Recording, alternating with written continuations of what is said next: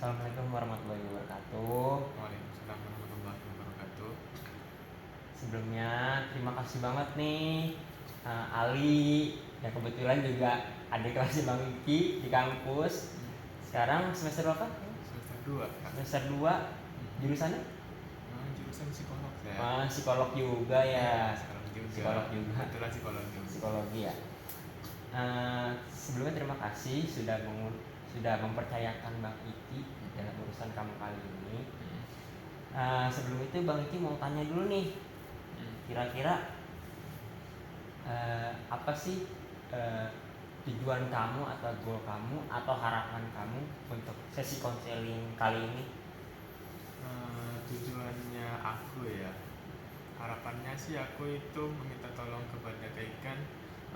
Harapannya agar aku tuh bisa tahu permasalahannya aku ini di mana, nah terus titik keluarnya itu bagaimana. Soalnya kenapa?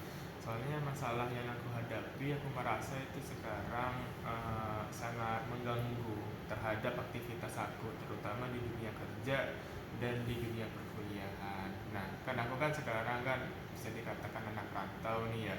Nah, juga aku sambil bekerja dan di balik itu aku sambil kuliah juga. Nah, itu merupakan PR banget dong bagi aku. Jika masalah ini terus-terusan mengganggu, maka kedua halnya itu aku akan apa ya, ibaratkannya akan stuck di situ, susah untuk menjalaninya. Makanya harapannya aku, goalnya aku mengundang Kak Iki, maksudnya itu untuk supaya lebih legowo gitu, lega gitu, biar lebih fokus lagi. Jadi seperti itu aja dari aku. Biar lebih fokus ya kerja sama kuliahnya. Benar. Biar lebih fokus. Nah, oke. Sekarang Bang itu mau tanya. Kira-kira masalah yang kamu alami itu apa sih sekarang ini? Kalau dipikir-pikir ya Kak, yang saya maaf yang aku rasakan itu ya lebih ke kepikiran aja sebenarnya, anxiety. Nah, kepikirannya itu dalam hal arti ini personal ya, personal. Yang namanya dunia rantau ya, jauh dari orang tua juga. Nah, itu mustahil sih bagi seorang tidak memikirkan apa ya, lupa gitu, nggak memikirkan tentang keluarga di rumah seperti itu. Sedangkan aku di sini sendiri kepikiran juga sama teman-teman kerja juga sih yang kurang apa ya, support gitu. Terus pergaulannya beda dari segi pergaulan sama ya perlakuan ya gitu. Itu aja sih. Oke. Tadi kan kamu bilang kamu anak rantau. Anak rantau ya. Nah, sekiranya boleh tahu nggak alasan apa sih yang membuat kamu merantau ke Jakarta? Ada alasan spesifik nggak atau alasan tertentu yang membuat kamu merantau ke sini? Sebenarnya sih alasannya yang spesifik tuh ya, aku hanya awalnya tuh pelarian aja, sebagai pelarian. Kenapa tuh kalau boleh? Karena aku itu sebenarnya gak ada niatan rantau. Gak ada niatan rantau, asal Kak Iki tahu. Hanya pelarian, dalam arti aku itu dulu niatnya tuh gak ada rantau, cuma pengen kuliah. Karena ketika aku lulus SMA itu ya, kan zaman gue itu lagi ada tes buat SNBT sama SNPTN. Nah itu aku coba daftar ke perguruan tinggi, salah satunya aku taruh di UNER. Karena pada saat itu aku tuh pede, terlalu pede karena prestasiku tuh banyak. Nah dari itu aku cobalah, mudah-mudahan keterima. Nah sampai pada akhirnya mungkin bukan rezekinya di situ ya, aku sudah berusaha ini itu tapi gak terima sampai 3 kali percobaan. 3 kali percobaan itu kan bukan waktu yang singkat kan ya, butuh tahun ke tahun. Nah setelah 3 kali percobaan gagal, maka aku tuh stres, terlalu mengharapkan diterima. Jadi pada saat itu kebetulan ada teman nawarin menjadi di Jakarta, jadi aku terima dong sebagai pelarian. Itu sih, sebagai pelarian aja ya. Kira lingkungan seperti ini, kamu melihat Jakarta ini seperti apa? Atau lingkungan kamu sekitar di Jakarta ini seperti apa sih? Atau lingkungan di sekitar kamu sekarang? Ya, aku coba jawab ya. Hmm. Tapi sih, kalau menurut pandanganku ya Jakarta itu indah sih yang aku bayangkan.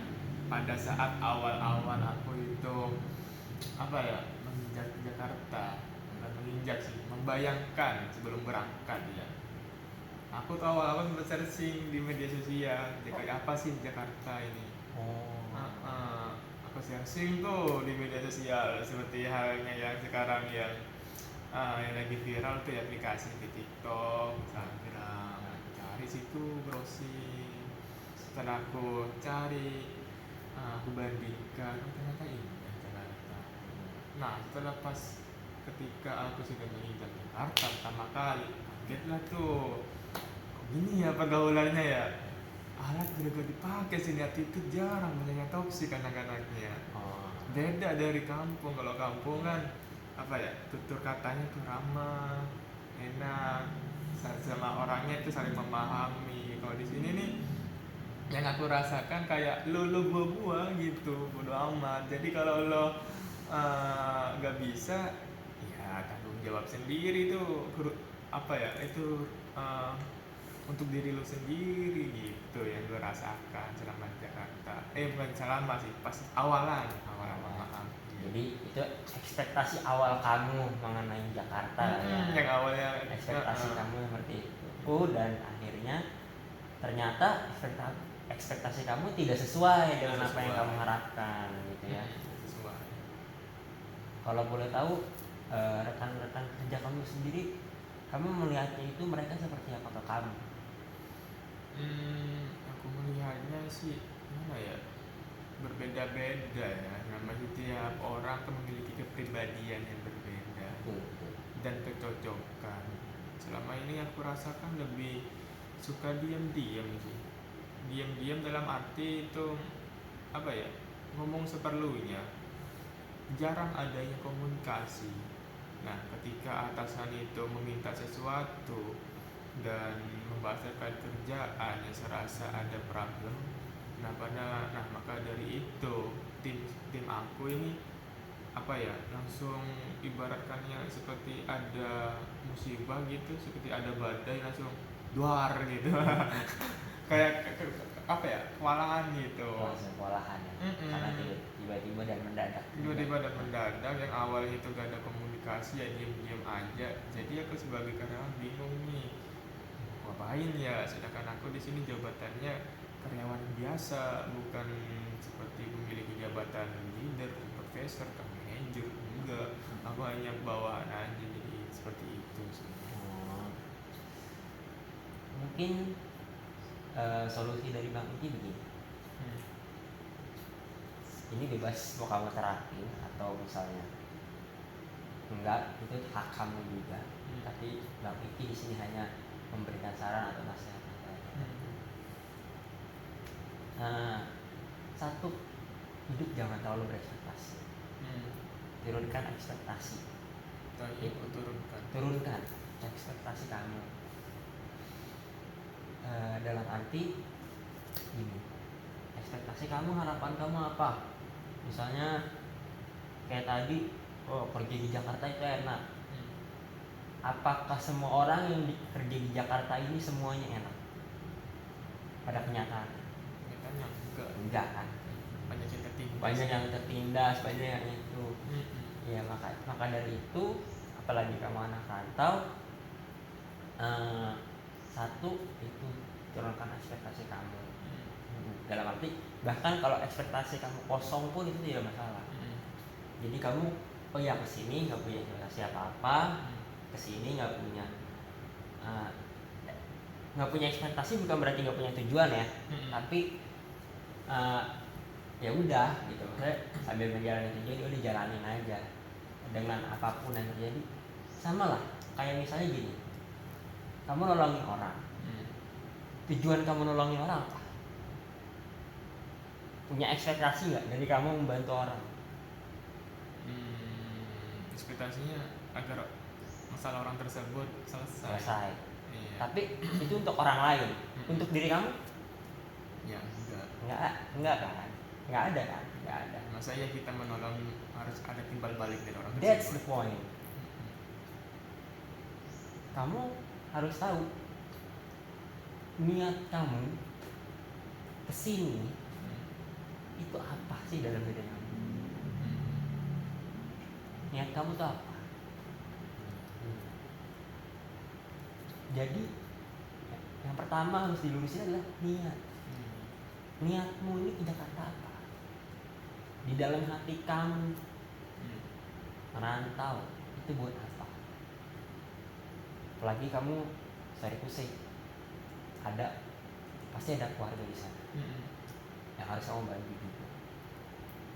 Kamu kerja di Jakarta itu buat siapa dan untuk apa? Tidak usah punya ekspektasi, turunkan ekspektasi. Terus tadi masalah kamu sama kerjaannya, pada dasarnya itu kembali ke kamu. Hanya kamu yang bisa nolongin diri kamu di tempat kerja kamu. Oke?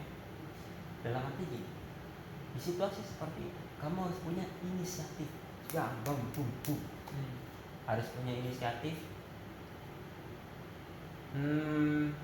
untuk melakukan semuanya sendiri.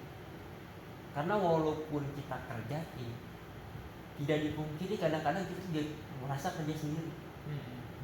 Dalam arti kita kerja sendiri untuk menolong diri kita, untuk nyelamatin diri kita, bukan cari muka, bukan. Ya. Untuk membantu diri kita sendiri. Kira-kira gimana setelah konseling ini berjalan? Apakah ada yang berubah dari perasaan kamu sana? Apa yang Mbak Niki katakan benar sih, betul, terlalu mengharapkan dan pada kenyataan tidak sesuai dengan ekspektasi. Dan aku perlu memperbaiki dari segi harapan, juga menambah seperti kalau aku kerja itu harus inisiatifnya ditambah. Dari biasa itu kan lama-lama akan terbiasa. Jika sudah terbiasa maka kita akan pro di situ. Benar kan? Benar. Begitu kayak gitu. Betul. Ya udah. Sekian sesi konseling kali ini. Sekali lagi terima kasih sudah mempercayakan Bang Iki untuk menjadi konselor kamu di hari ini. Semoga apa yang kamu dapatkan hari ini dapat bermanfaat bagi diri kamu ya. Ya, kurang lebihnya mohon maaf. Assalamualaikum warahmatullahi wabarakatuh. Waalaikumsalam warahmatullahi wabarakatuh. Terima kasih banyak. Akan membantu.